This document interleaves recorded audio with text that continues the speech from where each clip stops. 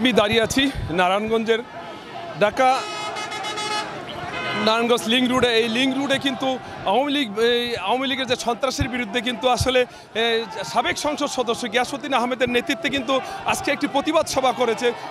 আমরা যদি আপনাদের একটু দেখাতে চাই, প্রতিবাদ সভাটা কিন্তু আসলে প্রায় এখানে কয়েক হাজার লোক কিন্তু আসলে প্রতিবাদ সভা কিন্তু আসলে মিলিত হয়েছে। কারণ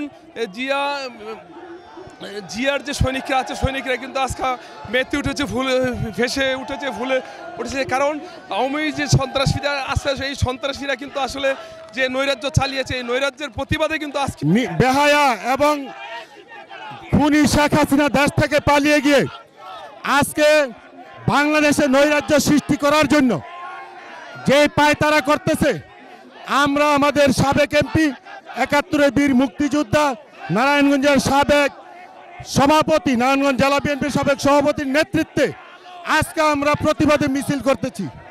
এই নৈরাজ্যরা, এই বেহায়া বেপনারা, এই খুনিরা যাতে এই ময়দানে আর নামতে না পারে, সেই জন্য আজকে আমাদের এই মিছিল শুরু করেছে। আমরা যদি এই যে প্রতিবাদ মিছিলটি আসলে প্রতিবাদ মিছিলে প্রায় কয়েক হাজার লোক কিন্তু অংশ নিয়েছেন।